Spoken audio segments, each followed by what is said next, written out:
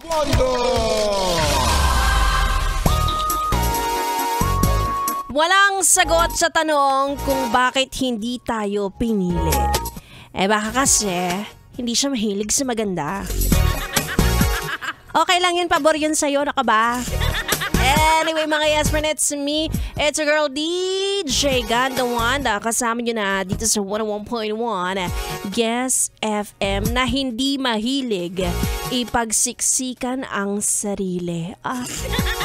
Sa mga taong ayaw sa atin, diba? Kapag hindi mo ko gusto, salong hindi kita gusto, no? Kasi gusto ko yung sarili ko. Ganun yun. Tapos magugustuhan ko yung taong hindi ako gusto. Malito ka. Diba? Kung tayo man ay nabuhay na people pleaser, may panahon pa para baguhin yan, yes friend. Wag po tayo magsayang ng oras. Wala kang kailangang patunayan sa iba, no? Alam niyo ba, habang tumatanda ako, kasi bata pa ako, na-realize ko, ang mga ugali natin ay pinagsama-sama mga experience natin sa buhay.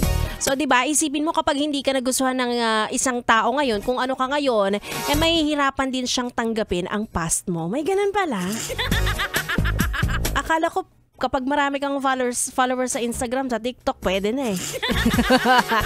Diba? Kaya ngayon kapag ayaw sa atin, ibig sabihin, hindi lang tayo match, ganyan. Yung mga past natin o kung ano man yung ugali natin as of the moment ay hindi match dun sa taong kinakausap natin. Sige, maparomantic relationship man o friendship, ano?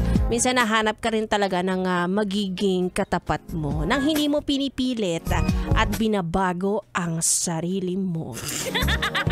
Depende na lang kung ang ugali mo, malademonyo, wala talaga magkakagusto sa'yo. Kahit sarili mo, hindi mo magugustuhan yan. Diba? At saka, doon mo masasabi na gusto ka talaga ng isang tao. Kapag pinakita mo yung tunay na ikaw, yan. Yung nakikita mo sa salamin, yung pangit. At nagustuhan ka pa rin. Ay, solid.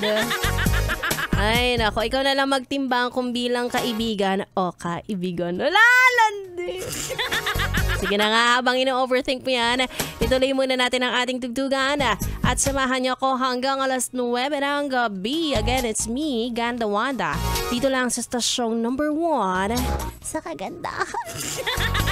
101.1 Yes FM Solid.